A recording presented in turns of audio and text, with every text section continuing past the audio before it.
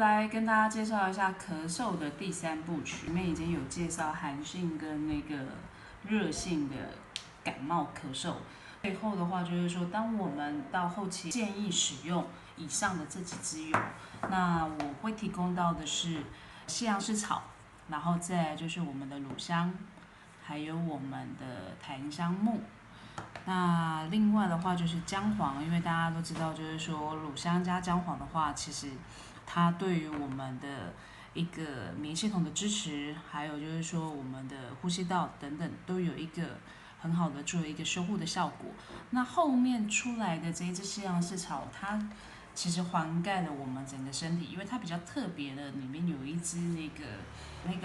5 的部分，就是说它可以提升我们的活氧，那也可以就是说跟我们这几支油搭配在一起的话，也可以达到一个比较好的一个效果。那另外檀香木、佛手柑的部分的话，因为檀香木大家都知道，就是说在于宗教的一个使用，它其实就是可以作为我们的神经的净化。佛手柑也是同样的一个效果，所以通常有些时候就是说我可能不见得那么喜欢树脂类的油，或者就是说一些木质调的油，那我可以就是搭配一些柑橘类的精油来使用。那么多的柑橘类的精油的话，为什么要用这一支佛手柑呢？除了就刚才讲到的，它对于就是说我们神经上的安抚，然后对于我们的消化，对于我们的呼吸道，都有一个达到一个很好的效果。那它也是所有柑橘类里面比较温和一点的，那味道也是比较大众能够接受的。那另外的话，穗甘松大家可能会比较陌生，那有的人会觉得说，哦，它的味道，不是有点像草扑鼻？可是我刚开始接触这一支穗甘松的时候，其实坦白讲，我一开始也没有那么的爱啦。那后来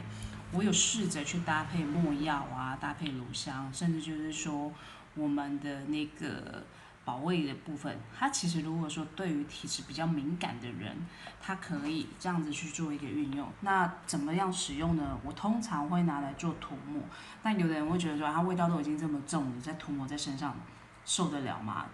大家不妨可以试一下，就是说乳香第一支，然后再来就是这一支穗甘松，再来就是保卫的部分，可以这样子3支涂抹在我们的后背，然后肩膀，然后胸口，一样是可以达到一个不错的效果。那另外的话，会再介绍这一支没药跟古巴的部分，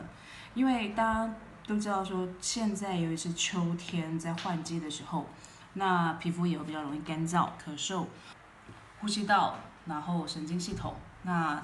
其实这些都还蛮大的支持。这几支有我们先前也有介绍，就是说美魔女的系列，也有